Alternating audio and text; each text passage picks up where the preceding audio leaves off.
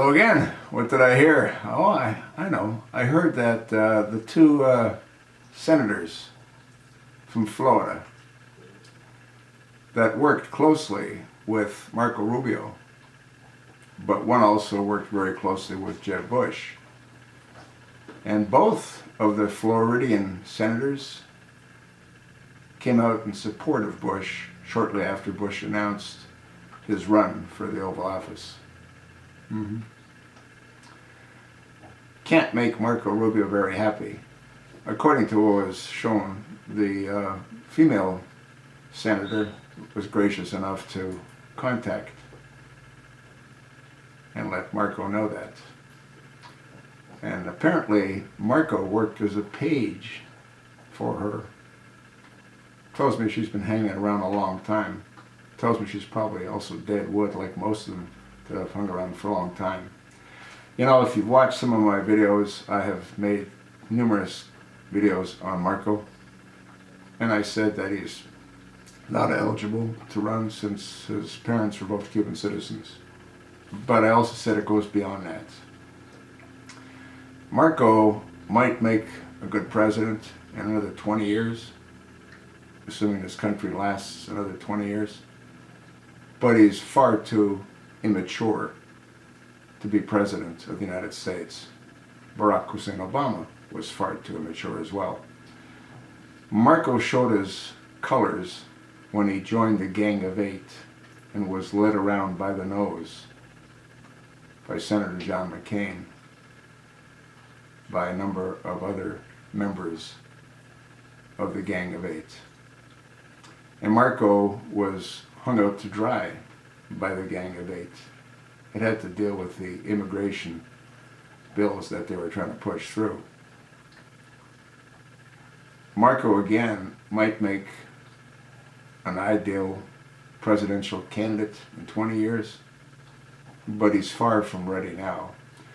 And anyone that supports Marco's run for the Oval Office is putting their money down a sewer, because he has no chance of winning. Nice guy, very impressionable. The country can't afford to have another mistake. Jeb Bush would be another mistake. Marco Rubio would be another mistake.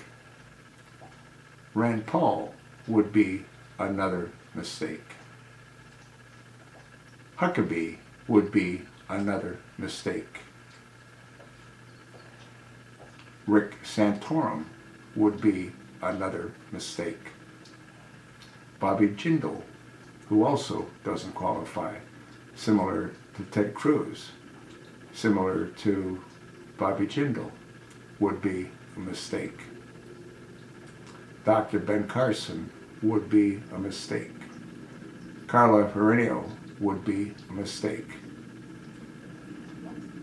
If I've left anyone out yet, I apologize. But there's not one that's thrown their hat in the ring that I think can do what needs to be done to save whatever's left of this country. And this again is all on the assumption that the chosen one, Barack Hussein Obama, is willing to give up his power. Personally, I don't see that happening. He'll retain it, I believe, one way or another, whether Michael moves in or whether he just remains in power. I have no idea how that'll all play out, but I don't see him leaving. We're waiting for Donald Trump to announce as to whether or not he intends to run for the Oval Office. One of my viewers sent me an email in regard to the Donald, and she talked about his numerous bankruptcies, and she asked if we could afford to have someone in the Oval Office that when things get too tough and he can't pay his bills, he just runs. Good question. He's going to have to try to explain all that. But other than that, I like the Donald with respect to his position on China, his firm hand that I think he'll deal with ISIS, his firm hand that he'll deal with Russia. We'll see. He hasn't thrown it in yet. And I said earlier, I didn't think that he would. We'll see if he does. I sort of told you what I think. Let me know what you think.